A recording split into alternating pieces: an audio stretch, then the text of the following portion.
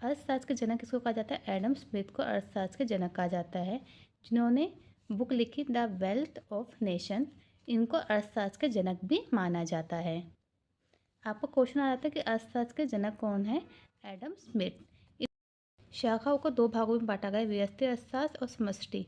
व्यष्टि में क्या होता है? जो व्यक्तिगत इकाई का के व्यवहार का अध्ययन किया जाता है, जैसे कोई परिवार हो जाए, उपभोक्ता हो जाए, इसका अध्ययन व्यष्टि अर्थशास्त्र में किया जाता है। समष्टि अर्थशास्त्र में क्या होता है? जो संपूर्ण समग्र अर्थव्यवस्था का अध्ययन करता है, जो इनके संपूर्ण व्यवहार का अध्ययन किया जाता है, उसे समष्टि अर्थशास्त्र कहा जाता है। राष्ट्रीय अंतर्राष्ट्रीय मदों को इसमें ही शामिल किया जाता है। क्वेश्चन आता है आपका, राष्ट्रीय अंतर्राष्ट्रीय मदों को किसमें शामिल किया जाता है? समष्टि अर्थशास्त्र में राष्ट्रीय अंतर्राष्ट्रीय मदों को शामिल किया जाता है। अर्थव्यवस्था के क्षेत्रक। पहला प्राथमिक क्षेत्र, जिसमें प्राकृतिक संसाधन जितने भी होते हैं इसको प्राथमिक क्षेत्र में लिया जाता है। प्राकृतिक संसाधनों के दोहन से संबंधित, जैसे कृषि हो गया, वानिकी हो गया, मत्स्य पालन, जैसे मछलियों को पालते हैं, जो पशुपालन हो गया, इससे किसमें आता है? प्राथमिक क्षेत्र के अंदर। द्वितीय क्षेत्र के अंदर कौन सा आता है? प्राथमिक क्षेत्र के उत्पादों को जो प्रोसेस्ड करके जो नए उत्पाद बनाए जाते हैं, जो भी सेवा का निर्माण होता है, वो द्वितीय क्षेत्र में आते हैं। जैसे निर्माण, विनिर्माण, विद्युत, गैस, जलापूर्ति, ये किस में आते हैं? द्वितीय क्षेत्र में आते हैं। द्वितीय क्षेत्र में क्या आते हैं? जो प्राथमिक व द्वितीय क्षेत्र को अपनी सेवाएं देते हैं। जो प्राथमिक क्षेत्र और द्वितीय क्षेत्र इनको क्या करते हैं? अपनी सेवाएं प्रदान करते हैं, जैसे परिवहन, संचार, बैंकिंग, बीमा, व्यापार, भंडार, संचार व सामुदायिक सेवाएं।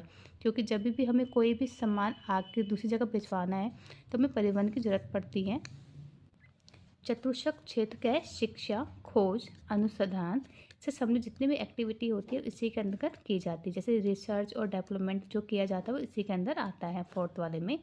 पंचक क्षेत्र कौन से होते हैं? जो उच्च किस्म की सेवाएं देते हैं, जैसे किसी अर्थव्यवस्था के सभी शिक्षा निर्णयों से जुड़ी गतिविधियाँ या देश में के आर्थिक और सामाजिक क्षेत्र से जुड़े हुए जितने भी निर्णय लिए जाते हैं वो पंचक क्षेत्र से लिए जाते हैं। जैसे सीएम हो गया, सीओ हो गया, सीएम हो गया, वो पंचक क्षेत्र के अंदर ही लिए जाते हैं। जैसे गोल्डन कॉलर जॉब जो होती है वो पंचक क्षेत्र के अंदर होती है।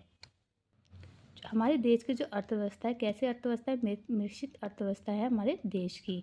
विकास के आधार पर जो हमारा अर्थव्यवस्था है कैसी है? विकासशील अर्थव्यवस्था हमारी है। और दुनिया की सबसे बड़ी अर्थव्यवस्था कौन सी है? हमारा जो स्थान है उसमें 5th हमारा स्थान है। हमने किसको पीछे छोड़ा? हमने ब्रिटेन को पीछे छोड़ दिया है। IMF के अकॉर्डिंग हमारे वर्तमान में कितने डॉलर 4.27 ट्रिलियन पर खड़ी है। जो हमारी अर्थव्यवस्था है जो वर्तमान में हमारी क्या है? डॉलर 4.27 ट्रिलियन पर खड़ी है। और जो हमारी विकास दर है 2024 से 25 के बीच में जितनी भी सकल घरेलू उत्पाद की वृद्धि हमारी कितनी है? 6.4 रहने का अनुमान है। और जीडीपी की वृद्धि जो वित्तीय वर्ष में हमारी 24-25 में 6.3% से 6.8% रहेगी। ये हमारे क्वेश्चन पुट किए जाते हैं कि हमारे सकल घरेलू उत्पाद 24-25 के अकॉर्डिंग कितनी वृद्धि रहने का अनुमान है? 6.4% की। और जीडीपी के अकॉर्डिंग तो वित्तीय वर्ष में हमारी कितने 6.3% से 6.8% रहेगी। विदेशी मुद्रा भंडार यानी फॉरेक्स 24-25 के अकॉर्डिंग हमारे डॉलर है 634.6 बिलियन डॉलर। जो नई आर्थिक नीति थी इसकी घोषणा हमारी 24 जुलाई 1991 में की गई थी और इससे औद्योगिक नीति का प्रारूप मिला। और ये मॉडल राव मनमोहन मॉडल भी कहा जाता है। कौन सा? मॉडल राव मनमोहन मॉडल भी कहा जाता है। इन्होंने क्या किया? LPQ की जगह LPG नीति अपनाई। LPQ का मतलब, L का मतलब लाइसेंसिंग, P का मतलब परमिट, Q का मतलब कोटा, और LPG का मतलब है लिबरलाइजेशन, प्राइवेटाइजेशन, ग्लोबलाइजेशन। मतलब LPG की फुल फॉर्म है। हमें LPQ की जगह LPG नीति अपनाई गई 1991 में। ये डेट आप याद रखना, पेपर में पूछी जाती है। केंद्रीय सार्वजनिक क्षेत्र के उद्गम क्या होता है? उन कंपनियों से है जिसकी केंद्र सरकार का प्रत्येक हिस्सेदारी 51 से जो % या उससे अधिक है तो क्या केंद्रीय सार्वजनिक क्षेत्र के उद्यम माने जाते हैं।